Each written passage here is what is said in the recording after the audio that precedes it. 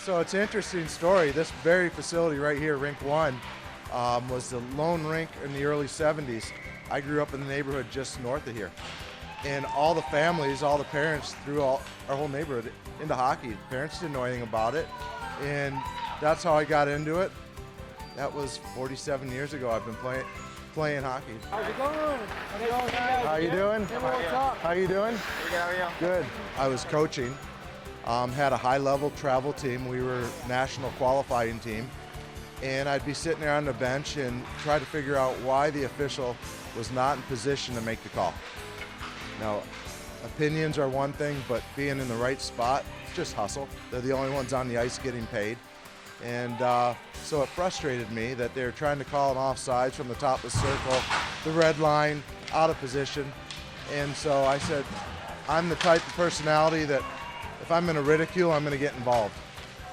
And so I said, wanted to see what was so difficult. Don't get me wrong, the first year, it was a learning curve. You know, you think you know it all by playing and coaching. You step on the ice, it's a totally different game, totally different vantage point.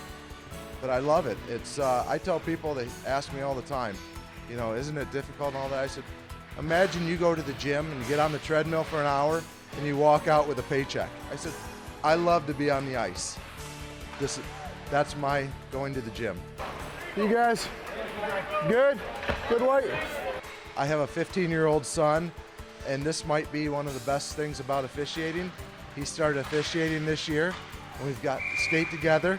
We've done probably 10 games together, and it's so much fun suiting up with him and hitting the ice. We've done some lower level games. We've done some house, but he's picked it up quite quickly, being around me and seeing a lot of what's going on, and through meetings. He attended some of the meetings with me when he was little, and I'm impressed. It's not long before he's going to surpass what I'm doing. 14 white, 2 minutes, tripping.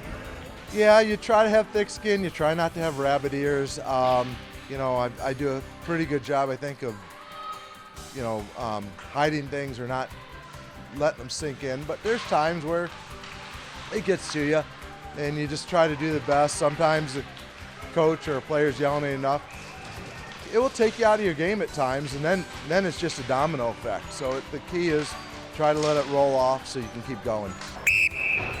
No more out of you. All right, you want to watch it? Zip it. One of the best things that's happened to me as an official is BCSN. I love when my games that I'm doing are on television, because I go home and I'll watch it, and I scrutinize. I try to break down the film and say, was that a good call? Was that a bad call? Did I miss this? Did I miss that? You know, I like to say I'm a student of the game, and I always want to improve. I don't want my skills to go down or diminish. I want to be stronger. I want to do the highest level I can possibly do. Sticks down, hands down, move the puck. I've been coaching for 30 years. I've been officiating for 25. I've been playing for 47, and it keeps me young. You know, I can't imagine being out here with the kids. I know a lot of them.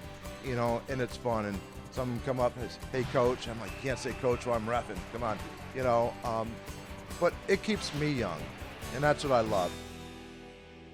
Stars in Stripes is brought to you by Midas, where you'll find the expertise you need to take care of your car. From brakes to tires to oil and everything else. Trust the Midas touch.